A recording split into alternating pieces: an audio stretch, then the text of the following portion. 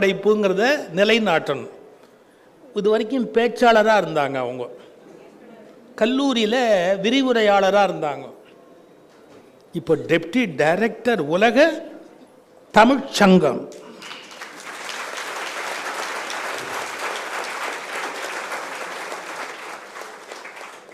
Innova car Tamil என்னெல்லாம் கொடுக்குது பார்த்தியாம்மா. ஆஹா, தமிழ் கொடுக்குதுமா, வேற யார் கொடுக்குற? எனக்கு கால் அடிபட்டு படுத்திருந்தேன் கோயம்புத்தூரில். 30 நாளும் ஒரு கெஸ்ட் ஹவுஸில் போய் சும்மா உட்காந்துட்டோம், தெரிய வேண்டாம் அப்படின்னு. சார் எப்படியோ தெரிஞ்சு போய் அந்த தெருவில் இருக்கிற அத்தனை பேரும் காலையில் டிஃபன் ஒருத்தர் அனுப்புவார், சாப்பாடு ஒருத்தர் அனுப்புவார், ராத்திரிலாம் அனுப்புவார். நான் என் மனைவிட்ட சொன்னேன், கல்யாணம் ஆன புதுசில் என்ன கேட்டேன், உங்கள் தமிழ் சோறு போடுமான்னு கேட்டல. 30 நாளும் இலவசமாக சோறு போடுது பார் தமிழ். யாருன்னே தெரியாது சார். ஒரு சில நாள் 3 கேரியர் வந்துடும், யாரோ கொண்டாந்து வச்சுட்டு போயிடுவாங்க அவங்க பாட்டுக்கு. தமிழ் தன்னை நம்பியவனை ஒருபோதும் கைவிடுவதில்லை.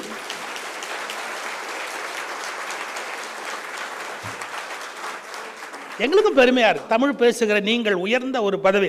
தமிழ் பேசுன நம்முடைய சாரதா நம்பியாரூரன் அந்த தகவல் அறியும் உரிமை ஆணையராக ஒரு சிவப்பு விளக்கு காரில் போகும்போது எங்களுக்கு தமிழே காரில் போடுற மாதிரி எவ்வளோ மகிழ்ச்சியாக இருந்தது.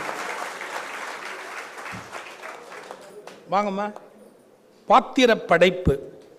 பாவாடை சட்டை அணிந்து 1990ஆம் ஆண்டு முதலாக கம்பராமாயணத்தில் 2வது பரிசும் சீராபுராணத்தில் 2வது பரிசும் பெற்றுக்கொண்டு இந்த மேடையிலே விவாத அரங்கிலே பேசுவதற்கான பெரும் வாய்ப்பை ஏற்படுத்திய அந்த பெருமக்களுக்கெல்லாம் என்னுடைய முதல் வணக்கத்தை தெரிவித்துக் கொள்கிறேன். நான் எப்பொழுதும் பெருந்தகப்பனாக நினைந்து என்னுடைய மாணவ பருவம் முதல் இலக்கிய மேடைகள் ஏறுவதற்கான அச்சாரத்தை எனக்கு அள்ளித்தந்த பெருந்தகை இன்றைக்கு இந்த கம்பன் கழகத்தின் பொன் விழாவை தன்னுடைய முதுகிலே தூக்கி சுமந்து எங்களுக்கெல்லாம் பெருமை சேர்த்து கொண்டிருக்கும் பெருந்தகை ஐயா நயவுரை நம்பி ஜெகத்ரட்சகன் அப்பா அவர்களுக்கு என்னுடைய சிறப்பு வணக்கம். அன்னை சாரதா நம்பியாரூரன் உள்ளிட்ட அவை எல்லோரும் கூடியிருக்கக்கூடிய அவை வார்த்தைக்கும் வாழ்க்கைக்கும் இடையில் வித்தியாசமில்லாமல் மேடையில் மாண்புடன் எப்படி பேச வேண்டும் என்பதனை தன் வாழ்க்கையின் மூலமாக நிரூபித்து எங்களுக்கெல்லாம் வழிகாட்டியாக இருக்கக்கூடிய பேராசான் சொல்வேந்தர் சுகி சிவம் ஐயா அவர்கள் வீற்றிருக்கக்கூடிய இந்த பெரிய மேடையில் உங்கள் மத்தியில் பேசுவதற்கான பெரும் வாய்ப்பு கிடைக்க பெற்றேன். தமிழ் எனக்கு இட்ட மிகப்பெரிய ஒரு அன்பளிப்பாகவும் ஒரு ஆசீர்வாதமாகவும் நான் இதை கருதுகிறேன். என்றும் உள்ள கம்பன் என்கின்ற சொற்றொடர் முதலில் கம்பனுக்கு எப்படி வந்தது? யார் கொடுத்த சொற்றொடர் அது? அது கம்பனுக்கு கம்பனை நேசிப்பவர்கள் கொடுத்த சொற்றொடர். ஆனால் அந்த சொற்றொடரை கம்பன் அகத்தியருக்கு தருகிறார். அகத்தியருக்கு கம்பன் சொன்ன சொற்றொடர் தான் எப்பொழுது சொல்கிறார்? ராமன் ஆரண்ய காண்டத்திற்குள் நுழைகின்ற பொழுது அகத்தியரை சந்திக்கக்கூடிய சூழல். அகத்திய மாமுனி ராமனை போய் அப்படியே தழுவி கொண்டு சொல்லுகிறார், நின்றவனை வந்த நெடியோன் அடி பணிந்தான். காலில் விழறான் ராமன். அப்படியே தூக்கி நிறுத்திய அகத்தியர் கண்களிலிருந்து நீர் சோர நிற்கிறார். அன்று அவனும் அன்போடு தழுவி அழுத கண்ணால் நன்று வரவு என்று பல நல் உரை பகர்ந்தான். வடநாட்டிலிருந்து வந்தவர் தான் ராமன். தமிழ்நாட்டுக்குள்ள வரும்பொழுது அகத்திய முனிவனின் கால் பணிந்து நல்வரவு ஆகுக வாயா, எங்க நாட்டுக்கு வாயா என்று அழைத்தானே, அந்த அகத்திய முனிவனுக்கு கம்பன் தந்த சொற்றொடர்தான் என்றும் உள தென் தமிழ் இயம்பி இசை கொண்டான். என்றும் உள தென் தமிழ். நீங்க வடநாட்டில் வெளிநாட்டில் எங்க வேணாலும் பேசிக்கோங்க, ஆனால் அதனுடைய பூர்வீகமாக இருக்கக்கூடிய இந்த தென்னாடு இங்கிருந்து புறப்பட்டு போன தமிழ் என்று கம்பர் அகத்தியருக்கு முகவரி எழுதினார். நான் இப்படி சொல்றேன், அது எப்படி தெரியுமா கம்பருக்கு வந்தது? கோவில்ல கடவுளை பிரதிஷ்டை பண்ணணும்னு முடிவு பண்ணிட்டாங்கன்னு வச்சுக்கோங்க. அதை ஒரு ஸ்தபதி கட்ட கொடுத்து சிலையா வடிப்பாங்க.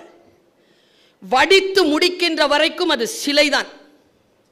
என்னைக்கு அது கோவிலுக்குள்ள கொண்டு வந்து நிறுத்தி கர்ப்ப கிரகத்திற்குள் உட்கார வைத்து கண் திறக்கப்படுகிறதோ அந்த கண் திறக்கின்ற அந்த நேரத்தில் அது கடவுளாக மாறுகிறது.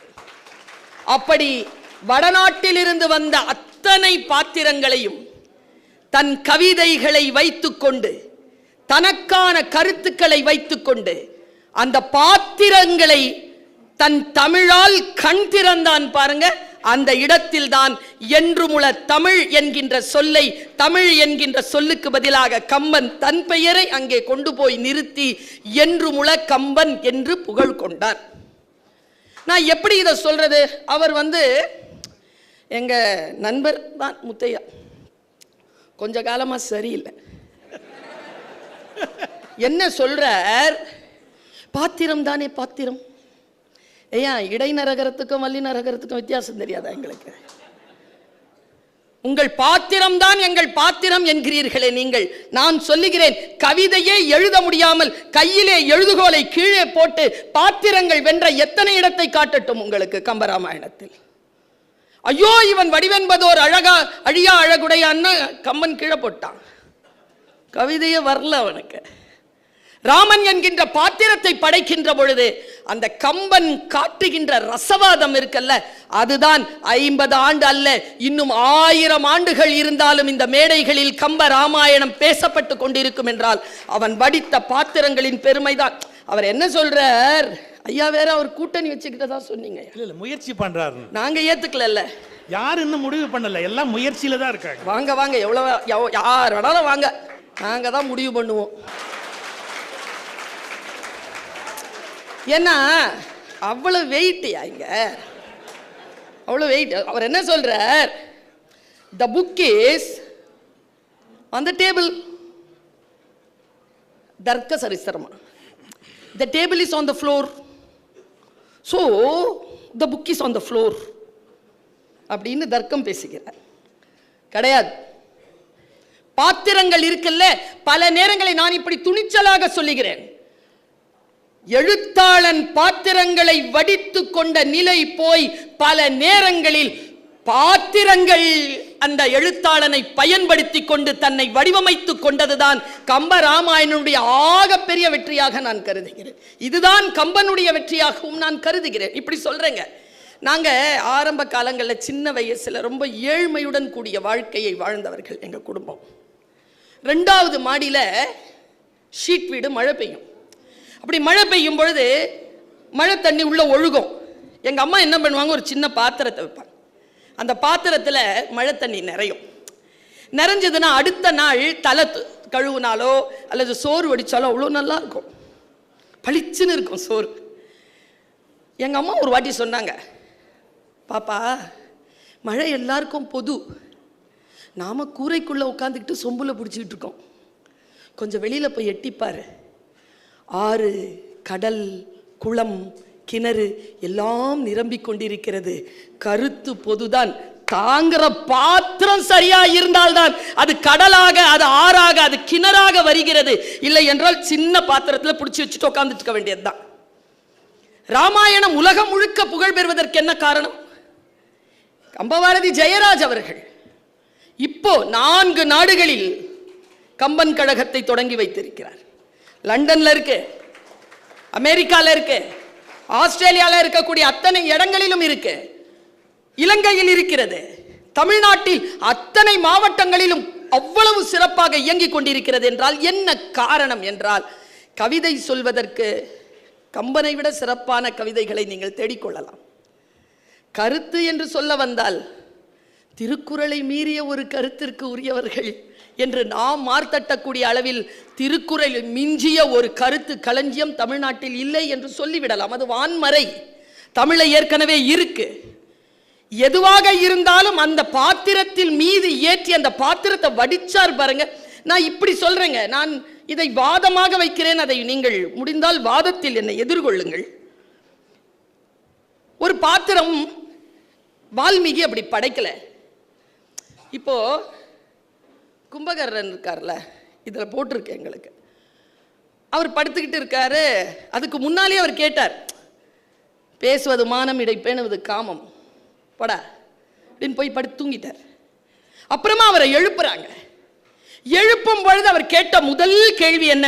முதல்ல ஓப்பனிங், கண்ணு திறந்தவுடன் அவர் கேட்ட கேள்வி, ஆனதோ வெஞ்சமம், அழகில் கற்புடை ஜானகி துயர் இன்னும் தீரலையோ. ஏண்டா நடுவில் என்ன எழுப்புனீங்க? ஜானகி துயர் இன்னும் தீரலையா? இப்படிதான் எழும்புறான் அவன். எழும்பி தன்னுடைய அண்ணனிடத்தில் எவ்வளவு வார்த்தைகள் அவன் சொன்னாலும் அண்ணன் கேட்கிறதாவே இல்லை. எப்படிப்பட்டவன் தெரியுமா? நான் கும்பனின் மீது அளப்பரிய அன்பு வைத்து மேடைகள் தோறும் கும்பகர்ணனுக்கு ஆதரவாக பல்வேறு விதமான விவாதங்கள் நடக்கின்றனவே, வடநாட்டில் காட்டிவிட முடியுமா? கும்பகர்ணனால ஆன்டி பாத்திரம் தான், முரண் பாத்திரம் தான். ஒரு பாத்திரத்தை வடிக்கின்ற பொழுது நான் இப்படி சொல்கிறேன், நாம் இங்கே இவ்வளவு பேர் உட்கார்ந்து இருக்கோமே, நாம எல்லாம் யாரியா? நம்ம ராமனா, ராவணனா? நம்ம யாரு? நம்ம சீதையா, நம்ம சூர்பனகையா, மண்டோதரியா? நம்ம யாரு? வாழ்க்கை சூழல் நம்மை எந்த இடத்தில் கொண்டு போய் நிறுத்துகிறதோ, நம்முடைய மனநிலையில் நாம் எப்படி வெளிப்படுகிறோமோ அந்த சூட்சுமத்தை, அந்த சூத்திரத்தை ஒவ்வொரு பாத்திரங்களிலும் வடித்து காட்டிய அந்த சூத்திரதாரி தான் கம்பர். அதனால்தான் கம்பரனுடைய இலக்கியத்தை கம்ப கவிதை என்று நாம் சொல்லுவதில்லை, கம்ப சூத்திரம் என்று சொல்கிறோம். இது கம்ப சூத்திரம். ஒன்றும் இல்லைங்க, நான் இப்படி யோசிக்கிறேன். சின்ன வயசுங்க எனக்கு. அந்த டைமில் விளையாடிட்டு இருக்கிறோம். அந்த பள்ளம் இருக்கும், அந்த மாநகராட்சி போட்ட பள்ளம். அந்த பள்ளத்தை சுற்றி ஓடுவோம், உடம்பு சாஞ்சிரும், சுற்றி ஓடிக்கிட்டே இருப்போம். அப்போ எனக்கு ஒரு ஃப்ரெண்டு இருந்தா, அவள் பேரே சாயிரா பானு. அவளை எனக்கு ரொம்ப பிடிக்கும். ஏன்னா நான் என்ன சொன்னாலும் அவள் கேட்பா, அவள் என்ன சொன்னாலும் நான் கேட்க மாட்டேன். ஆனால் அவள் என் கூடவே இருப்பா. என்னை பார்த்தா அவளுக்கு அவ்வளோ ஆசை. அவள் ஓடி வந்து என் கையை பிடிச்சிக்குவா. நான் ஒரு நாள் கேட்டேன், உனக்கு என்ன பிடிக்குமான்னு கேட்டேன். ஆமான்னு சொன்னான். எவ்வளோ பிடிக்கும்னு கேட்டேன். 5ஆம் கிளாஸ் பிடிக்கும். உன்னை எனக்கு ரொம்ப 3 நாளைக்கு அப்புறமா சொல்றேன் அப்படியே நின்னுட்டா. நான் கேட்கிறேன், இதை எழுத முடியுமா? ஒருத்தன் ஒரு பாத்திரத்தை சொல்லுகின்ற பொழுது இதை சொல்ல முடியுமா ஒரு கவிஞனால? ஒரு வார்த்தையில் ஒன்றும் இல்லை. யாரா இவன்? கும்பகர்ணன் யாரா இவன்? அனுமன் கிட்ட கேட்குறான் ராமன், யார் இவன்? தோளோடு தோள் தொடர்ந்து நோக்கின் நாள் பல செல்லுமாம். இப்படிப்பட்ட பிரம்மாண்டங்க, இப்படி பிரம்மாண்டமா நிறுத்துற அந்த பாத்திரங்கள், அதனால் தான் அவை மனதில் நிற்கின்றன. அதை தேடி தேடித்தான் நாம் எல்லோரும் வருகிறோம். உங்கள் கருத்து கேட்பதற்கெல்லாம் நாங்கள் வருவதே இல்லை. இப்போ நீங்க பேசுனீங்களே, உங்க கருத்தெல்லாம் மனசை தூக்கிட்டு போகணும்னு நினைக்கிறீங்களா? நீங்க சொன்ன 2 ஜோக்கு ஞாபகம் இருக்கும், அவ்வளவுதான். கருத்தின் மீதெல்லாம் யாருக்கும் அவ்வளவு ஒன்றும் இப்போ இன்ட்ரெஸ்டே கிடையாது. ஒரு கதை சொல்லுகின்ற பொழுது அந்த பாத்திரத்தை எப்படி நீங்கள் நிறுவுகிறீர்கள்? ராமன் எப்படி இருந்தான்? ஒவ்வொரு நிலையிலும் அவனுடைய அந்த அந்த பாத்திரத்திற்கான படைப்புகளில் அவர் ரசவாதம் செய்கிறானே. சீதையை பார்க்கின்ற பொழுது அவன் எப்படி இருந்தான்? கைகேயிடம் அவன் எப்படி நின்று கொண்டிருந்தான்? என்னை கெடுத்தனை விடனான் அழுதானே, அப்பா எப்படி இருந்தான்? தோகையும் பிரிந்தனள், எந்தையும் துஞ்சினன், இனி யாம் இம் வெப்பழி சுமந்து ஊழல வேண்டல் என்று கவந்தன் வாய்க்குள்ள போய் தற்கொலை செய்ய போனானே, அந்த ராமன் அவன் யார்? இன்று போய் போர்க்கு நாளை வானானே, அவன் யார்? சீதையை பார்த்த உடனே கெட்ட வார்த்தை சொன்னானே, அவன் யார்? இது எல்லாம் இருந்தாலும் மானுடம் வென்றதமான ராமனுடன் 2 கை குவியுது பாருங்க. அந்த பாத்திரத்திற்கான சூத்திரம் தான் கம்பன். இதோட முடிஞ்சு போறது இல்லை. எம்முழும் உளன் ஒரு பொருணன் 2 பேர் இருக்காங்க. ராவணனை பற்றி மட்டும் ஒரு குறிப்பு மட்டும் சொல்லிவிட்டு அமர்கிறேன். ராவணனுடைய பாத்திர படைப்பு இன்னைக்கும் வடநாட்டில் ராம் லீலா என்று சொல்லிக்கொண்டு ராவணனுடைய 10 தலையை எரித்து இன்றைக்கும் விழா கொண்டாடுகிறார்கள். ஆனால் 50 ஆண்டு காலமாக எங்கள் கம்பன் கழக மேடைகளில் ஒருபோதும் ராவணன் அவமானப்படுத்தப்பட்டதில்லை. என்ன காரணம்? இறந்து விழுந்து இருக்கக்கூட. அவன் சொன்னானே, கேட்ட நங்கையை மறந்திலாதான். என்னால மறக்க முடியலமா. எப்படி தெரியுமாங்கய்யா? நான் சொல்றேன், கம்பன் எப்படி படைச்சான்னு சொல்ற ஒரு பாத்திரத்தை. அது நீங்க மேக்பத்ல இருக்கக்கூடியவர்களை எல்லாம் நீங்க உலகம் முழுக்க கொண்டாடுறீங்கல்ல, ஐயா தீர்மானம் வைத்திருக்கிறார். கம்பன் பெயரால் பல்கலைக்கழகம் தொடங்குங்கள் என்று. அது அவன் கவிதைக்காகவோ அது அவனுடைய கருத்து செறிவுக்காகவோ இல்லை. அவன் நமக்கு படைத்து அளித்த அந்த பாத்திரங்களை வைத்துக்கொண்டு நாம் கொண்டாடி கொண்டிருக்கிறோமே, அதற்கான நன்றி அறிதலாக இந்த அரசு அவனுக்காக ஒரு பல்கலைக்கழகத்தை வைத்துத்தான் ஆக வேண்டும். ஏனென்றால் இதற்கு முன்னமும் சரி இதற்கு பின்னமும் சரி கம்பனை போல் பாத்திரங்களை படைத்தளித்தவர்கள் இந்த உலகத்தில் இல்லை, இந்த தமிழ் சமூகத்தில் இல்லை. உங்களை போல் கவிதை சொன்னவர்கள் உண்டு, உங்களை போல் கருத்து சொன்னவர்கள் உண்டு. எங்கள் கம்பனை போல் ஒரு பாத்திரத்தை வடிக்கின்ற பொழுது அவனை வைத்துக்கொண்டு 50 ஆண்டுகள் மேடையில் சான்றோர்கள் கூட பேசி தீர்க்க முடியாத அளவிற்கு ஒரு வடிவை வடித்து காட்டி இருக்கிறானே, அந்த வடிவம்தான் கம்பன். ராவணன் தீமையானவன் தான். ஒரு கண்ணாடி பாத்திரத்தை நொறுக்கிட்டீங்கன்னு வச்சுக்கோங்க, பார்த்து நொறுக்கணும், பாத்திரம் அப்படியே இருக்கணும். நிறைய சிக்கல்களால் அது நொறுங்கி போகும்.